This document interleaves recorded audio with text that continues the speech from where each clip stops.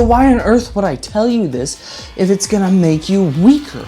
Well, that's because initially your body is not going to feel very comfortable or familiar with this path of movement or this form correction, and so therefore it's not going to outpush as much force through the movement, okay? It's gonna be all right. I promise you, dude.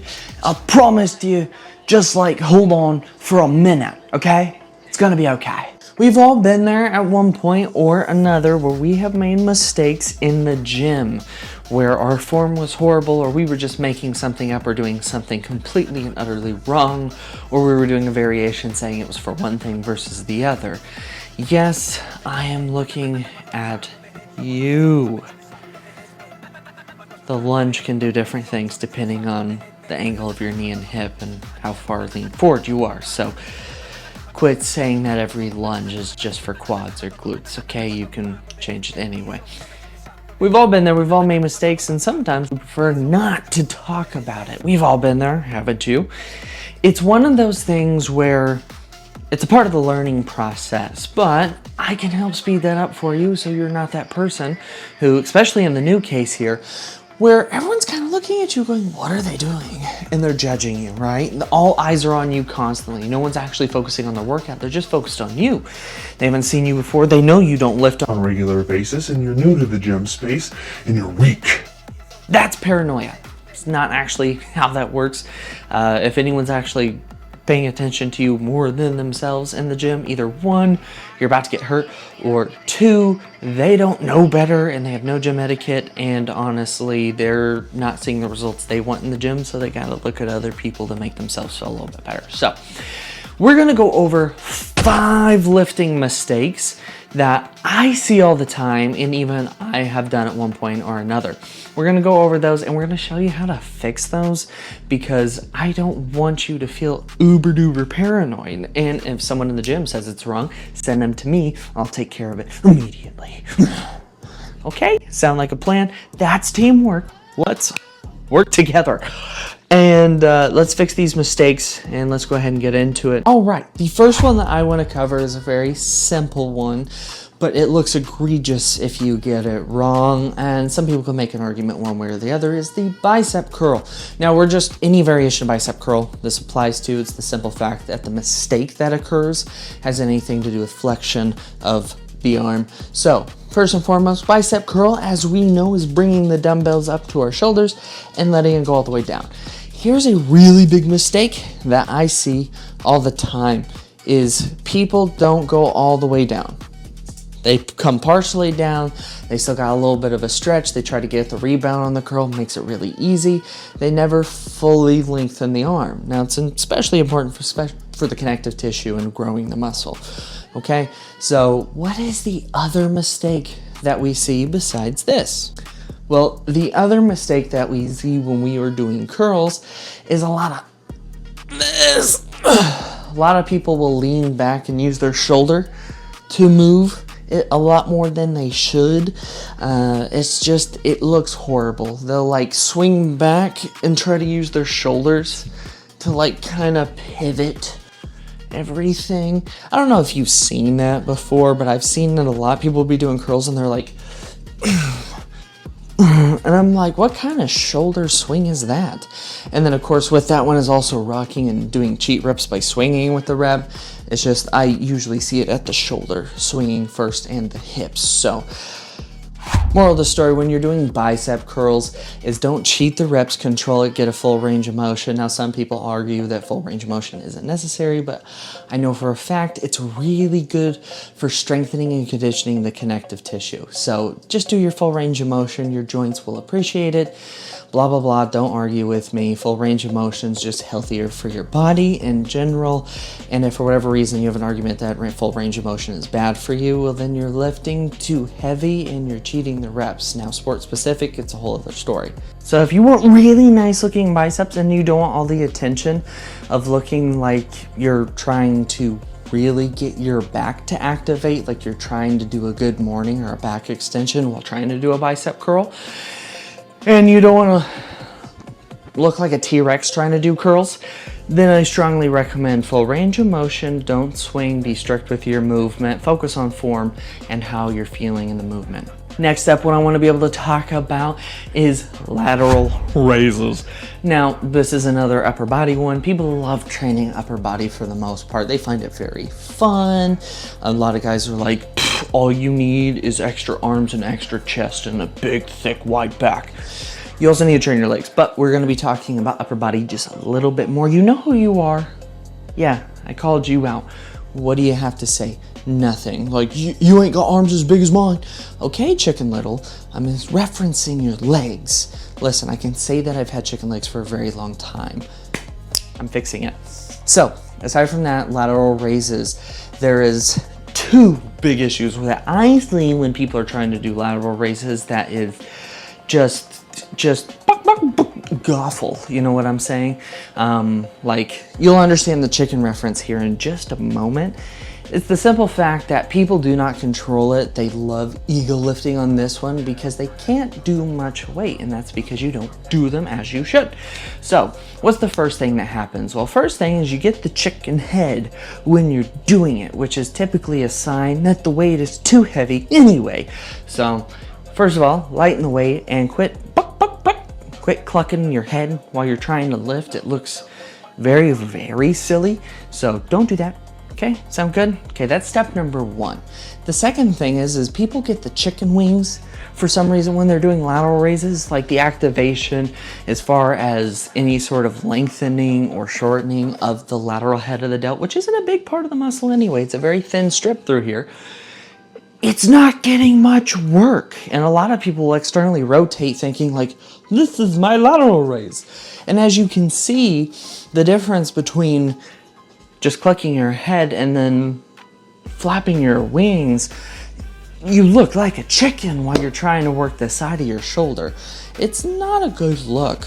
I mean, the side-by-side comparisons say a lot, let alone when you put it all together. You look like a chicken. You look like a very aggressive or confused or scared chicken. You don't need to be doing that. If you want to grow the side of your arms and you're not used to using dumbbells and you notice in the mirror where someone points it out, or you just feel like you're acting like a chicken when you're doing those, find a lateral raise machine. It's a lot more stable, fixes your range of motion. You don't have to worry about flapping your wings at least, just now you have to work on the head part. So overall, focus on bringing these things together so they're not as big of an ordeal as you go along. So abracadabra, bam, 2 exercises fixed. Let's go into another one here. Now I want to address the squat just a little bit. Now this one's going to be pretty easy to fix. Is when people squat, a lot of the times your hips and your knees are tight and it's unbeknownst to you why certain things are occurring inside of your body. And so the outward effort just definitely demonstrates that. It's not necessarily you don't know what you're doing, it's you don't know what's going wrong, which is causing it to look like you don't know what you're doing. So the biggest thing when it comes to this is when people are squatting, there's a lot of lean forward and the heels pop up off the ground. And it leads you to an unstable and uncontrolled environment that honestly puts a lot of load on your lower back. And it's not comfortable. You do squats, you're like, I just can't do regular squats because it really bothers my back. It bothers my knee, it bothers my hip. Well, that's because your ankle mobility is bad and your hip mobility is bad. And you don't know how to find your center of balance as you sit down in the hole, which is reference to squatting all the way down. So there's a lot more issues when it comes to squat, but these are the 2 most common ones that I see, which is your hips are really tight and so you're leaning forward a lot on the squat thinking, oh, I need to get lower, I need to get lower. And so you end up with this really far forward position.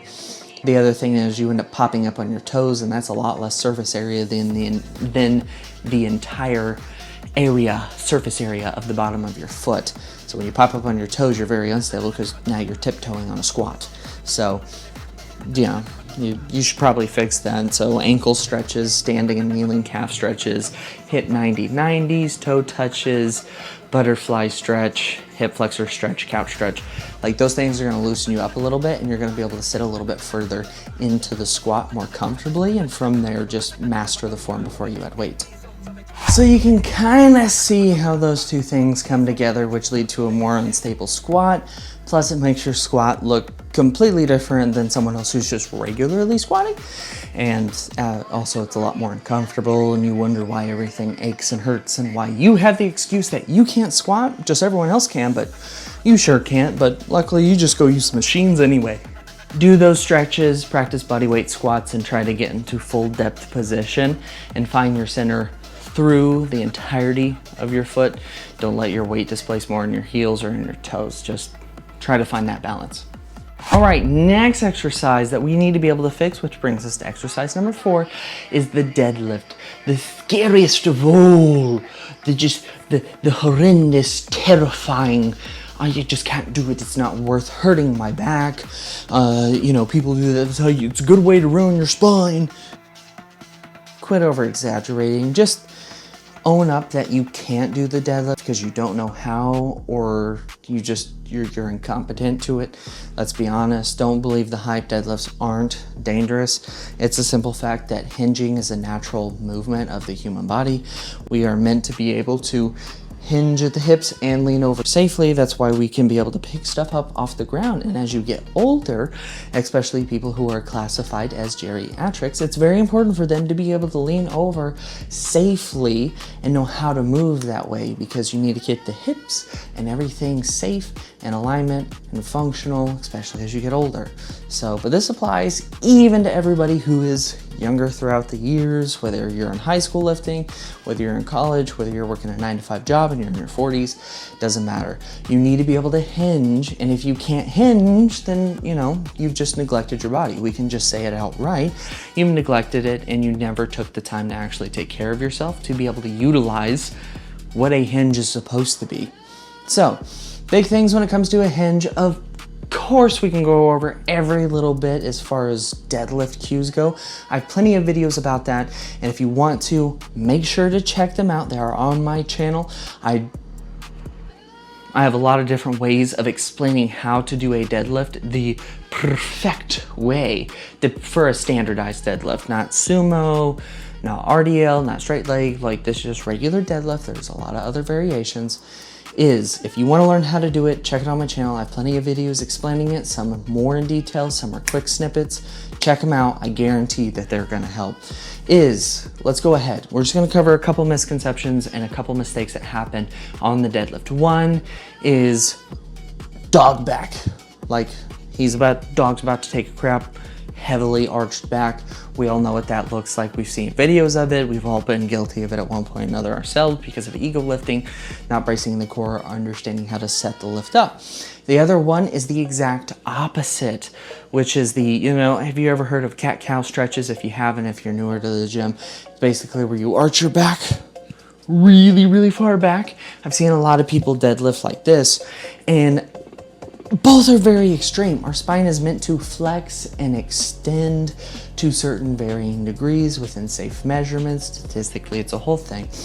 However, these are extreme case scenarios where you are heavily extended or heavily flexed, and your spine is going to take an uneven amount of load through each vertebrae, and this usually leads to some sort of herniated discs or strained ligament through the spine, somewhere along the line, depending on where the most pressure is.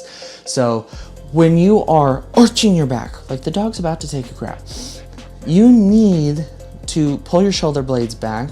You need to push your sternum forward and out, and your belly button forward and out, just not too much. Now, I can over cue you if you're heavily rounding your back to be able to get you to a neutral position if I'm working with you in person. What you need is a nice flat back. You could take a PVC pipe, put it from the back of your head all the way through the valley of the mountainous range of Batutus. And if you start hinging and you feel that bar break away from your head or the lower part of your back, then you're bending your back. You need to keep the core braced, keep it very tight. You need to keep your shoulder blades down and back, so squeeze them and then depress them. And then that's going to give you a nice rigidity through the entirety of your back.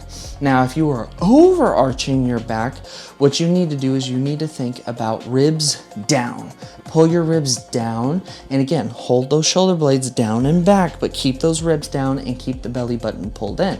That's going to pull you from a heavily extended position back into a neutral position. These two, they look very, very goofy, but we've all been there one way or the other. We ended up rounding our back, someone said something, and we ended up overcorrecting it and really arching our back.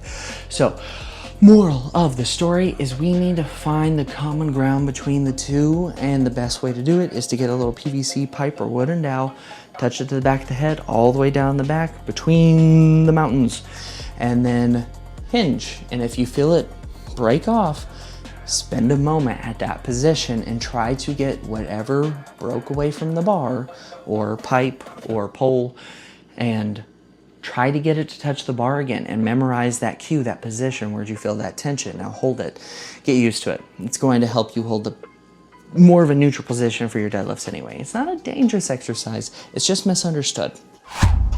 So don't be whatever you would call that with your arch back going on. And also don't be a dog trying to take a crap in the middle of the gym. Like, both of those are really, really bad. Not the time or the place for it. You should be in there getting your work done and then get out. You don't have to be in there for hours. Pro tip, you don't have to be in there for hours. You can get something really good in 30, 45 minutes. You can be done, out, go. The very last exercise that I want to be able to cover is any sort of pressing movement. This could be overhead press, this could be a flat or an incline or a decline press. This one is more about safety. It's definitely a pro tip to allow you to develop into more power safely, keeping your shoulder health and stable, but also generate a lot more force once you get this form down. Now, initially, I will say this, 100% of the time, once I switch people's form to be able to follow along in these lines, it typically weakens them. So why on earth would I tell you this if it's gonna make you weaker? Well, that's because initially your body is not going to feel very comfortable or familiar with this path of movement or this form correction, and so therefore it's not going to outpush as much force through the movement, okay? It's gonna be all right. I promise you, dude. I promised you. Just like hold on for a minute, okay? It's gonna be okay. So, hold on. Let's just wrangle it in. Let me explain. So when you try something new in the gym, know you were not good at it. If you try anything, if you never played guitar before and all of a sudden you pick one up, you're not going to be amazing at it, especially if you don't have any musical background, right? If you've been in the gym for a while, when we make a small course correction to your form, you're gonna be a lot more efficient at picking that up and understanding why we're making that correction. So if you picked up a guitar, but you'd been playing piano, or you'd been playing some sort of other instrument, anything along strings or keys, like, you're gonna get it a little bit faster than anyone else. So this form correction is very, very simple, is that you need to bend the bar and touch the diaphragm. So what I mean by that is when you bend the bar, you externally rotate the upper part of your arm a little bit, getting the stabilizers of the shoulder to activate and keep that shoulder in a safe position. Now, this also means that the elbow is going to be a little bit closer to the body, which also means you have more lat recruitment, which means more stability, which means more force output once you get used to it. But this also means that the lower that humerus is the better movement we are going to get on that pec. So the more pec recruitment we will also get throughout the movement, but you do have to get used to it first.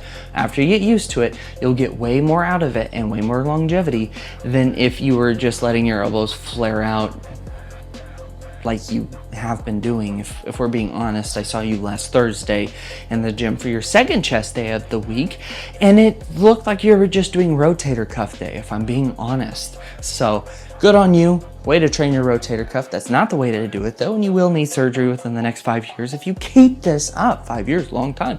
Yeah, but when you have, it's very expensive. It takes a while to recover. So the other thing is touching your diaphragm is a palpable cue for you to keep that elbow closer in and have a better bar or dumbbell path of the press, which is the natural curvature that the humerus follows when the pec pulls on it, which is a J curve. It's a J curve. So those two things are going to allow you, 1, to keep your shoulder safe, 2, get more pec recruitment, and 3, in the long run, you'll get way more force output from the movement in general. So Those are 5 gym mistakes, lifting mistakes that everybody makes at one point or another, or maybe you are still making those mistakes and now is your time to fix it. If you're new to the gym, you're welcome. I just saved you from all that paranoid judgment that you thought you were getting or going to get as soon as you stepped into the door. You get these things, you're gonna look like you know what you're doing. Take time, practice it, get better at, more proficient. The more you practice, the more proficient you become. There's no such thing as perfect. That's why professionals still get coaches to help bring them up and find their weak spots so they can continuously improve. So, with all that being said, thank you for listening. And thank you more for doing what I said. Yeah, because if you don't do what I say, I will find you. And I will give you a dirty stare, like, just like that. And that's gonna make you feel weird. It's gonna make me feel weird too, but I'm used to it. So, also I just wanna say I was practicing the horizontal press while I was standing up, because to get a bench over here and try to practice, that was too much effort and I'm tired. So, put all those things together. Let me know what you think down in the comments. If you haven't yet, do subscribe. We're putting out a lot of content. By we, I mean me and all my other personalities.